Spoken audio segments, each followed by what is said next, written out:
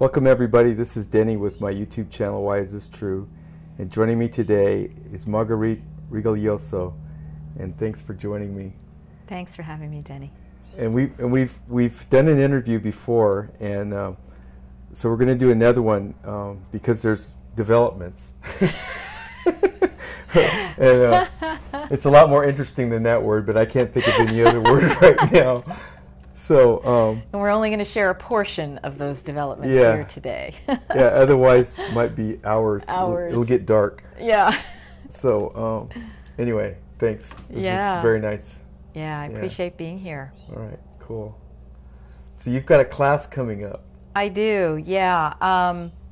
So the whole background of this, I think, is what might be the most interesting to people listening. Okay. So this is about the female oracular tradition. Okay, so this is women who have been channelers essentially throughout time. I call it the oracles. And it doesn't have anything to do with oracle cards, although oracle cards can be used in conjunction. But this is about women getting information directly. And of course, we know a lot about channelers, male and female and every gender today. And this has been going on in the contemporary period, you know, for decades now, even going back to the spiritualism movement in the 1800s. Mm-hmm. But what, of course, has happened with it is that it's gotten marginalized. The whole oracle tradition and the whole channeling tradition has gotten pushed to the edges, made fun of, minimalized, denigrated, said that it's not real or it doesn't exist. And of course, the people who are interested and go for it are the ones considered to be on the fringes. But this tradition of the oracles is really ancient. It goes back thousands of years in our history, probably to the beginning of humankind, when I think we were all oracular. We all had this ability, in other words, to receive messages of spirit from spirit directly. But as the veils got thicker and thicker over planet Earth in this great drama that we've been involved in for who knows how long, more and more people had their third eyes obscured and their crowns obscured, so they couldn't quite access that information directly themselves. And then you had specialists that would arise. And in indigenous cultures, these are typically the shamans. And in ancient Greece, what we had is a number of places where they were called oracles or sibyls, or at Delphi, it was called the Pythia. And the name came from Python. She was named after Python, which was, guess what? The dragon being that protected that portal at Delphi, because it was a portal between the dimensions where a lot of information was always coming through. And so the name Pythia was out of that Python name. So in our Western world, we have oracles that were still respected. Okay, as I said, these 7 sibyls, one of which was the Delphic Pythia. You had the sibyl at Cumae. There was one in North Africa. They were variously around the ancient Mediterranean world. Okay, so we're talking about the Western tradition, let alone that this tradition still existed worldwide in indigenous First Peoples traditions. Okay, but in the West, we know it as these oracles, these oracle women or these sibyls. And even still there, these women were consulted to get the wisdom of the gods coming through them by kings and major statesmen and major philosophers, all the way down to common people, because everybody was seeking the information that they could no longer get from themselves. And so there was a whole precinct at Delphi and other places, but I'm going to specifically move into Delphi now, where buildings were created. The priestesses lived there. A cadre of priests lived there. Pilgrims would come and go. And she would come to prophecy once a month. Okay? And what happened was there was a changeover in who she was channeling.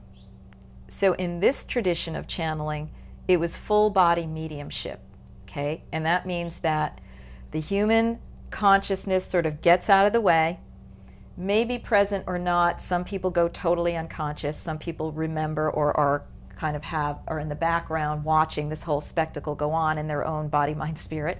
But I think in Delphi, the woman would just completely disappear from the picture, and a deity would come in and would become the wisdom stream that would deliver information that people were seeking.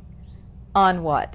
Everything from, for the kings and the statesmen and the politicians and leaders, things like where should we colonize, questions of warfare, questions of public health when there were plagues, you know, what do we do about this? All those types of things, all the way down to the kinds of things that we all ask psychics today. And this is another term, psychic. Now, some psychics are oracles and channelers, meaning they will have like a stream of sort of cognitive information coming through them. Some psychics are more working clairvoyantly, where they're more seeing images and then they're translating. Or some psychics are hearing things, or they're sensing an emotion, and they're empaths, and they're reporting to you what they're picking up on. But these people would come to hear these women, these oracles, speak the wisdom of the gods, all the way down to their common questions like, what career should I have? Who should I marry? Somebody stole my sheep. Who was it? Or what should I do about it, right? These types of things, okay? So the whole range of why people go to seek guidance from shamans and oracles and psychics today, it was the same then. The difference was that then these women were respected more by the establishment. But even then, we have a degeneration and a takeover of these priestesses by the male clergy and the male state, and even the male gods. Because here's how we know how it went down at Delphi.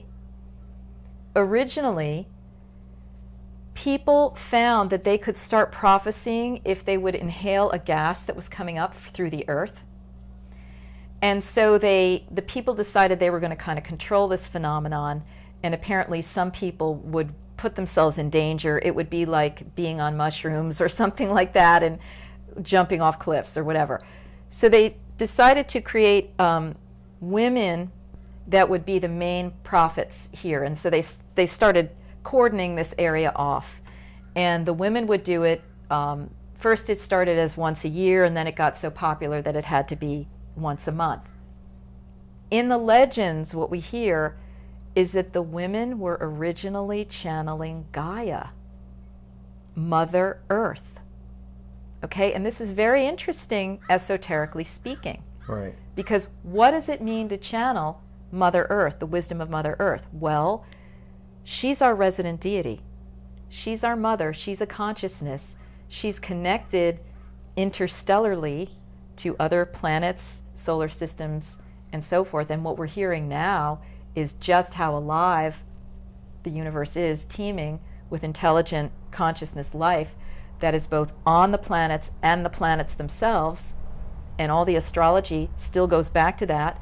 When they say that this planet is Venus and this planet is Mars, it's because that deity is inhabiting that planet. That is the consciousness. So here we have Gaia. So originally, the women were channeling a female goddess energy that was a mother. Then there was a changeover, and what happened? Well, the son of Zeus, named Apollo, decided that he was going to kill the dragon that was protecting Delphi. Killed the dragon and installed himself at Delphi rather than Gaia. Now there are other stories that Poseidon had possession of the oracle for a while and different things like that. But what stuck was Apollo. So what ended up happening is, it looks like the older oracle establishment was exclusively women, particularly at this place, and I would argue at many of the oracle sites around the world. When Apollo came in, a male priesthood also came in and started controlling the women, taking them over and sort of dumbing them down a little bit. Now, what the Greek tradition tells us is that the oracles used to be women who were learned and were channeling incredible amounts of information. And one way we know this is that there's written testimony that Pythagoras, that great esoteric teacher who had a whole mystery school connected with him, the Pythagoreans, said that he got most of his precepts from guess who? The Pythia, or oracular priestess named Themistoclea, who was at Delphi, and this would have been around between 5 and 600 BC. Okay? By the time Plutarch is writing in the 1st century of the Common Era, and he is a priest at this place, he describes that these women are no longer these types of learned females that we have, but older women who are plucked from the countryside, isolated, controlled, once a month, probably plied with entheogenic drugs. They must have been trained in some way to be able to receive Apollo. And they would go, receive Apollo, start channeling almost in a babble. And then the priests would be there writing it down and interpreting and trying to put in coherence what the priestess was saying. We also know that earlier the priestesses like Herophile would speak in verse. They would speak in poetry. So that necessitates a very learned, artistic type of quality of woman. And so once the men started to take it over, that started degenerating. They were controlling the women, and then eventually the oracle just was shut down by Christianity. And there are other aspects in there too, which is that originally, at some point, the women who channeled were young girls who had just started their periods. Okay, they were maidens and virgins. You had to be a virgin to be, or not, or celibate to be channeling at this particular site. When the historical information tells us that when one of them got raped, they changed the age requirement from maidens to women who were 50 and older, because women who were 50 had had enough of men. So they were not in danger of being raped or anything of that nature. Now, being an oracle myself, I've looked into this, and I've been shown in ceremony that religion is very conservative. To make even one small change in protocol takes a lot of pressure and convincing. It wouldn't have been just one rape that necessitated the changeover of the age requirement of the priestess. It would have been many rapes. And what I was shown is that these women were getting used, sexually abused, because the priests would decide, well, I want to connect with Apollo myself, so let me go through the vagina of the priestess, because what we know is that one of the methods by which these priestesses would open to their trance would be to squat over a chasm and have the gases come up into her vagina. And the Christian writers, in a horrified way, say, this priestess takes the god in through her genitals, you know. And it's like, well, yes, indeed, you know, she did do that. What we have is, you know, there were many different ways in which the priestesses would receive the god, but that vaginal entry, it was like a kind of a sexual connection with the god, which is why the women would have to be virgins and only married to Apollo in this later time. That's what the priests wanted to connect up with. And so that's why these rapes would happen. And whenever I say this to women in public, all the women with the past life memories start crying, and they come up to me and they're like, I know I've somehow sensed this. I thought I was crazy. I didn't know what this memory was, and now I know what this memory is. And it also served to disconnect them from Gaia. Totally.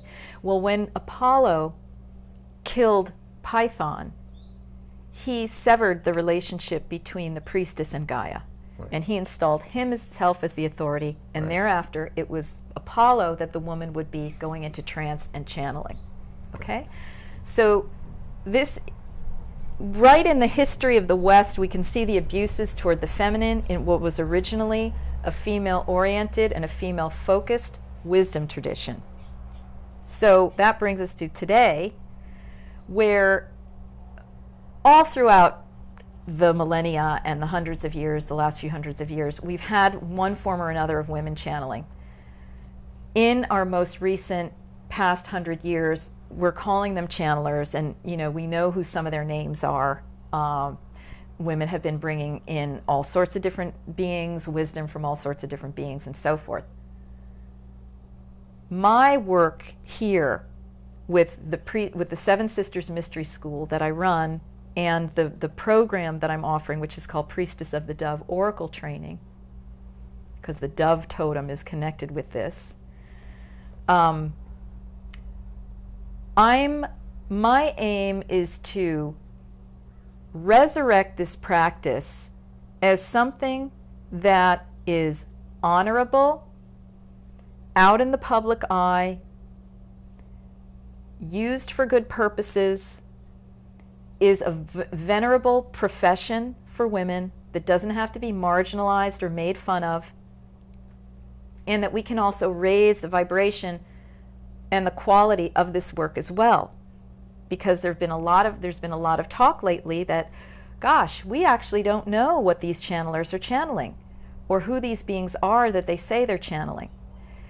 And when I began to channel, I realized that I was never told I'm channeling this being or I'm channeling this place. Nothing like that. Yeah. I was told I'm just delivering information. Eventually I figured out that I was channeling my higher self. So what I'm teaching is channeling from the higher self, what I also call for women the goddess self, because my understanding is that our higher self is actually a microcosmic representation of the divine energy. Right. And so for people who are in female bodies, they're a representation of the feminine divine energy. And this is precisely what needs to come more to the fore to balance out with the masculine energy that's been dominant over the past at least 5,000 years. Can I ask something? Yeah. Okay, so we were talking earlier, and you said that you were impressed with Karl's work, and you tend to agree with his assertion that over 90% of channelers are channeling entities that are imposters, so to speak. So given that, and I'm getting the feeling from you that you tend to agree with that, and so what protections do you have, or would you like to institute for your students so that they don't find themselves in the same situation, even though there's an apparent direct connection to the higher self? Right. I mean, what I'm getting at is here, it seems plausible with the sophistication that we're learning about here that you could actually have an imposter even in that case. Yeah. Yeah. And see, this is what I mean in terms of like raising the profile of what we're doing. We're all learning what this is and what some of the pitfalls are, and we have to resurrect and recreate this practice in an ethical way and in a way that genuinely is helping ourselves and others.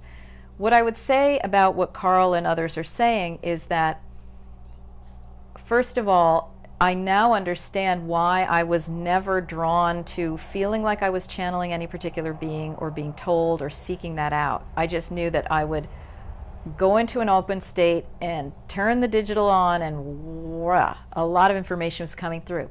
And eventually I asked, and I received that it was my higher self. So I was like, well, what is my higher self? So they said it's a braid of your personality imprint in this life, your oversoul, which is a higher vibration of your soul, yourself, that could be with a family or a soul pod family, your natural abilities and talents and intellect, your karma and your past life knowledge and all that sort of thing. So all that, connects you in with the primordial wisdom stream, but it'll come in through kind of your personality-ish aspect of that. Now, as to whether every single person who's channeling a so-called being is channeling an imposter, that's probably extreme to say. I don't know that I would agree with that. I No. do think that it's disturbing that we're hearing from various whistleblowers now that people may not be channeling who they think they are, and this has become very disturbing. And so I'm relieved that I wasn't in that stream to begin with. And so and again, it's not to say that all across the board this is what's going on, because probably there are people who are channeling this, that, or the other being, or archangel, or whatever, and you know, it could be right. And I think ultimately what you want to do is pay attention to the messaging that's coming through. That's in a way the most important thing. Does this feel like higher level information that's advancing you? And look out for the disinformation, because I think even the most well-meaning channel who's going to be channeling her higher self, as we're saying, there's distortions that can come in based on your own wounds, based on gaps in information, based on sometimes interference. So, you know, What about the idea of directly challenging that entity or that? Right, that, exactly. And so saying this is, like, "Are you of the light?" Because I've heard about. Well, this is what I do. This is what I teach students. Okay, so I think it's a mixed bag in terms of channelers who are out there. You always have to look at the fly in the ointment. Where is their disinformation? And what I'm told is that every single teacher has disinformation, including me. So that keeps one humble. And I tell my students, if there's something that I'm saying that doesn't feel quite right to you, you're going to have to trust yourself, okay? Because there's influence everywhere. And we're in duality, and there can either be a speck or half of 50% of it could be, you know, wrong. But so first of all, you have to keep humble about it, no matter who you are. And when you're listening, listen to what rings true like a bell. Yes, that's right. And what's like, ooh, that feels off to me. Or, oh, it feels like that channeler is starting to go in that direction now. I don't know what's going on with them. I'm going to tune off that channel now and go over here or find out my own information. Okay. But in terms of testing out spirit that's coming to you, first of all, I teach students how to rigorously set up their space to first be grounded into the earth and into the central sun through their soul star, okay? With light and protective imagery and symbols around. They have to go through a rigorous process of doing an energy meditation over time that's going to be clearing and cleansing and clearing and cleansing.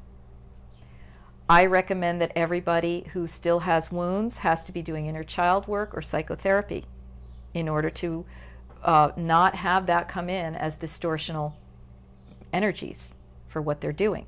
And no one's perfect. We're all in a healing process, so there's no perfect channel, but we're all refining. So first of all, the channeler has to refine her body, mind, spirit, and continue that process. That is going to help eliminate a lot of interference. Secondly, I do encourage students to invite their guides to come around them to support the container for their higher self or goddess self channeling. And I do have them meet their guides, and I always have them ask 2 questions. Not just, are you of the light, but are you of the love and of the light? That apparently is a code that will eliminate any crap that could come in through the so-called light realm frequency. Imposters that come through the light frequency, okay? So these are some of the fail-safes. And then there's many other things that I teach about how students can test out, you know, information and so forth and so on. And ultimately, it's about putting forth the information to a community, to the world, and then we have a group validation, like what rings true for people, what doesn't. As part of the class. As part of the larger process that's going to be going on. Right. Okay? So, but that's part of the practice. But I talk about that. And you guys do that in the class. We do, and I talk about tests of validity for information. Okay? Because it's an ongoing process. Nothing's perfect, but that shouldn't stop us and stymie us and frighten us from going down this road. Okay? Because we deeply need this information coming through the more than ever now because Right. of what's been going on this planet and the troubles. And one thing that I like, Karl and I were talking about this the other day, is that, you know, there's a very male-oriented kind of analytical. When you say information, people are kind of like, oh, it's a scientific process, and we're going to get, you know, A leads to B, and it's all this logic and stuff. And one of the things that that I was talking about in terms of the healing that's needed, from my perspective, it's really only going to come through that female perspective, because they're not so attached to that methodology. There's a lot of information that comes in that's more amorphous, more Absolutely. And it's not tied to that strict definitions, and you know what I'm saying? Precisely. It's more of an artistic kind of way of getting what you need. I It's guess. feminine. Yeah. Okay? Yeah. This is another reason why I'm adamant that we need to resurrect the female priestesshoods, the female oracular priestesshoods, because women will bring in a different quality of information a lot of times than men will. It's more akin to unity consciousness. It is. Yeah. It is. Right. And it brings in the missing factor of the womb and the female body and the female sensibility. And because a lot of the channeling right now is not about that at all. And even some of the female channelers, they're very male in terms of their information. And the energy. And the energy coming through them. And so it's like, where's the womb? Hello? I mean, nobody's talking about womb consciousness, the universe as a womb, black holes as a womb, what that means and what the implications are for us here on the planet. Nobody's talking about really Gaia as a female being. You know, yes, we're hearing about Ra again, once again, but we're not really hearing about Hathor, except, guess what, through a male channel. And when I'm with my women, we get different information about Hathor and the Hathors. Complementary, but missing pieces that have to do with the female generative, creative function. Okay? So this is some of the missing link material that is needing to come through, which is why we're needing more female oracles right now. Okay? So you and I are both kind of involved in this this disclosure that's coming through the secret space program, and the military whistleblowers and all that kind of stuff. So, and I see there, some of the leading figures are again not women. Exactly, and we were just talking about this in various forums recently. Right. Yes, it's the missing feminine. Right. And the ones that I've been attracted to in terms of resolving that from my perspective have been Elena Kapolnik, who you just watched a video. It's like there's 2 parts. I think it's a total almost 4 hours of video of her working with Karl Mollison. And she doesn't have, I mean, she's willing to tell a much darker story than a lot of these other so-called whistleblowers. And she has a friend that I also did an interview with in person. Her name's Penny Bradley. And she's even more so telling the darker story.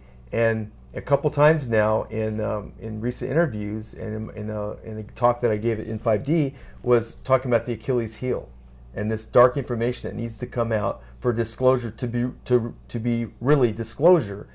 And I thought, well, isn't it interesting that this seems to be coming from the female, Yeah. Because concurrent with this dark information that's coming out, and the fact that they have been the victims of it, they are also the healers of it. Well, yes.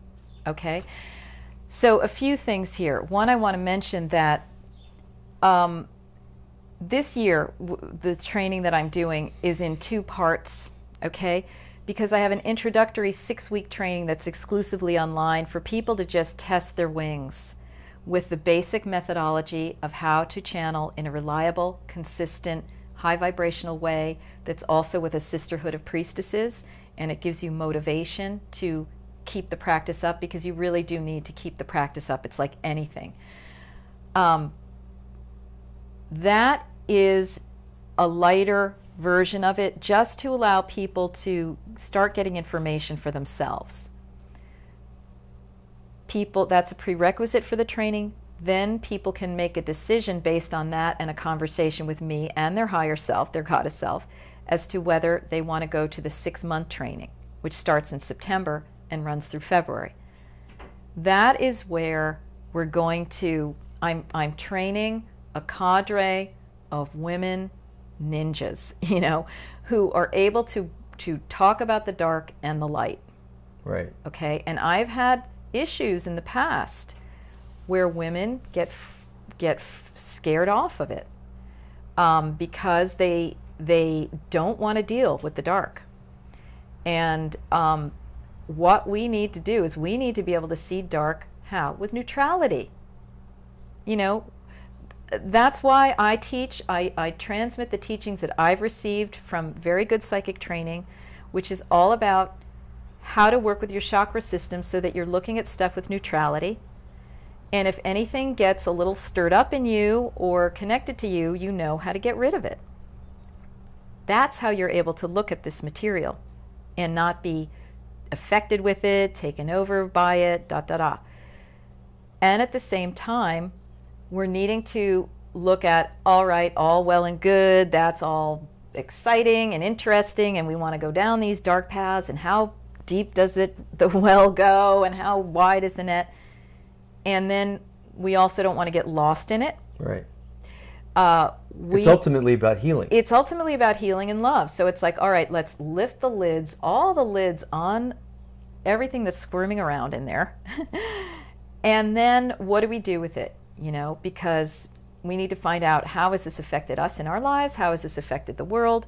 And then as ninjas, what are we going to bring forth, oracle women, what are we going to bring forth that's going to be the healing information, the healing balms, and the healing solutions? Now, a lot of the channelers are already doing that, and we need more of it. We need a lot of channelers out there, and we need a lot of oracles out there. And my goal is to have every person on the planet be an oracle again. When we do that, we will fully pop into higher dimensional consciousness, and we will restore Eden on the planet. That's what Eden was. Everybody was connected. Right. They were connected to the magic of this realm, the fairy realm, the interdimensional realms, the stellar realms, whatever level and dimension you want to talk about, they could tap in. And because of histories and what has gone down and how we've been taken over here, wow, we're covered with stuff that we're lifting off. So I see these oracle priestesses that are in training now and are developing, that I'm working to support, as part of this cadre of revolutionaries and pioneers, evolutionaries, let's say, evolutionaries and pioneers who are spreading this net. And as this energy of being able to access, as each woman comes into her ability to access, really anchors in, that sends an energy throughout, and it makes it easier for others. And this is open to all genders, really, ultimately. I'm focusing on women now because there's some aspect of the resurrection and the restoration of the feminine that's needed now, right, as a balancing agent. But again, this is really open ultimately to everybody. Right. Well, yeah, and I've addressed that too. They say, well, you know, we need balance. You know, I go, well, yeah, we do, but when you've been suppressed by a male paradigm for the last 4,000 years, you know, the corrective is going to not feel or look like balance for a while. Exactly. Because the corrective is the feminine coming back and reestablishing itself, and it's not going to do that through balance, because balance is not corrective in that instance. Balance is the goal. Exactly. But the healing is coming from the feminine side. So that needs to come on in greater portions than perhaps what we're used to. It's going to look funny anyway because our perspective has been the male paradigm for so long. It is going to look a little funny at times. So, you know, you got to wear pink and get with it. Right on. Okay. And, you know, because the other thing we're dealing here is cosmic rape. Okay? And we cannot underestimate the effect of that. It's in all the ancient stories, particularly in the Greek tradition. Right, All and the it's happening goddesses were to Gaia raped. right now. Gaia's right? getting raped, Right and now. women are getting raped, Right now. and men.